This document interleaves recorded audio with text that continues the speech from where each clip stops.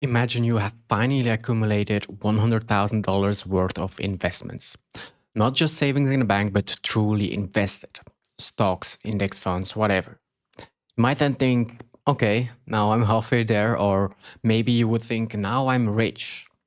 But in truth, the moment you cross that first 100K, something quietly shifts and everything changes. Not just in your bank account and the returns you get on your investments, but also in your mindset, in how you see risk, how you feel about money, and how you behave. Now, in this video, I'll dive deeper into the psychological and behavioral changes that tend to occur after that first 100K invested. If you haven't met before, hi, I'm Chess, and I've been interested in money for as long as I can remember. I'm not a financial advisor and I'm not a millionaire, at least not yet.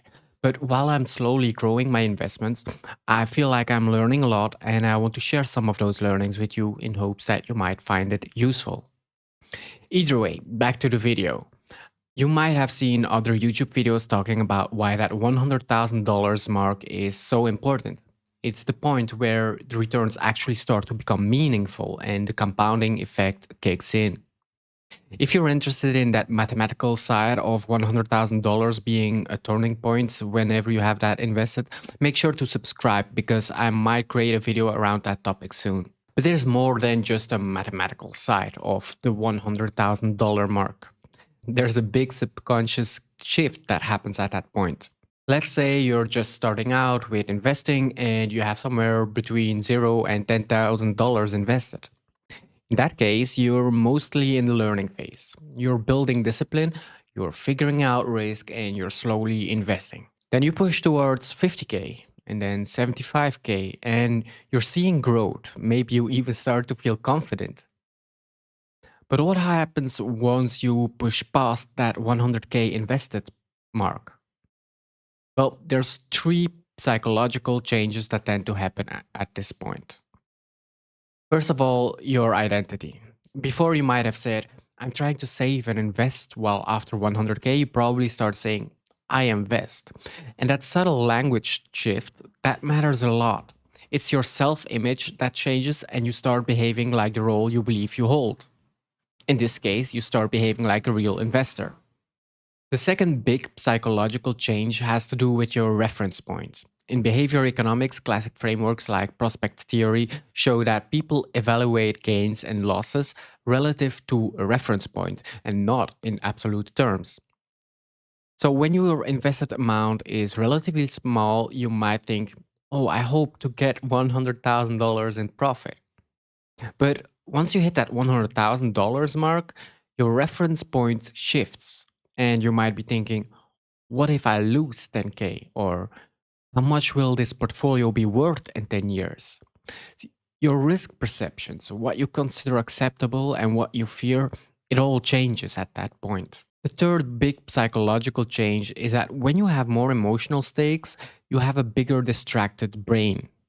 So, when more money is at stake, our emotional systems, which include fear, greed, overconfidence, they kick in stronger. And behavioral finance research points to exactly this. More money invested means more suspicions, more second guessing, more risk of bias. So, crossing 100K isn't just a number. It's a signal that you've entered the major investor mind space, even if you don't call yourself that.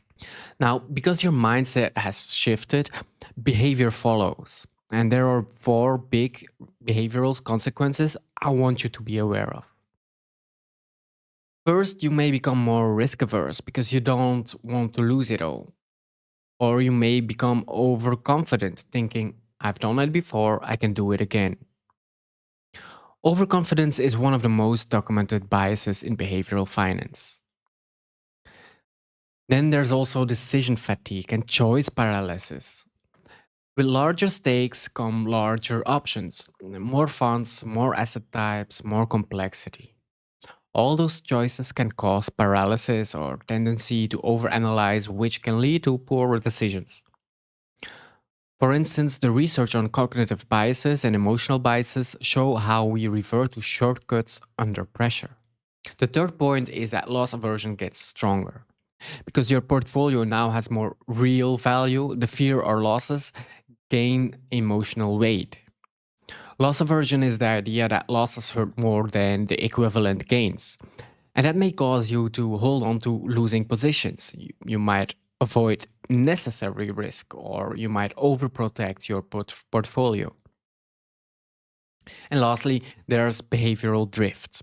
If you shift your strategy unconsciously, where you, for example, start treating your portfolio almost like a casino and you start chasing hot ideas, your risk behavior becomes inconsistent with your original plan. At the 100K mark and beyond, this drift can cost you more. So, yes, when you hit that 100K invested, your behavior shifts. And unless you manage it consciously, that shift may reduce the very advantage you originally hoped to gain. So, now that we've covered what changes and why, there are some things that you should do if you're approaching or have passed that $100,000 invested mark. First, formalize your identity and rules. You're now an investor, so sit down and take some time to write down who you are, your investment philosophy, your rules in investing. This builds a framework so you don't drift when emotions hit. Second, reset your reference points consciously. Rather than letting your mind unknowingly shift reference points, define what you're optimizing for. Define your time horizon, your drawdown tolerance, your growth rate, and so on. Third, protect behavior, not just your money. You want to manage processes like habits, contributions, diversification, more than what you actually pick as the best fund of the week. As noted in research, planning and process are the antidotes to emotionally driven decisions.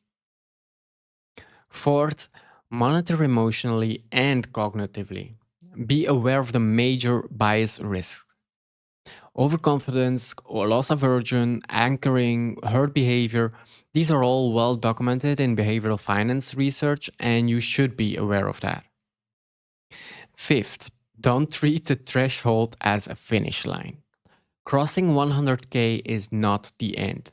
It's a milestone. It's a big one, but it's not the end. The behavior and mindset you carry forward will determine whether you accelerate or you stall.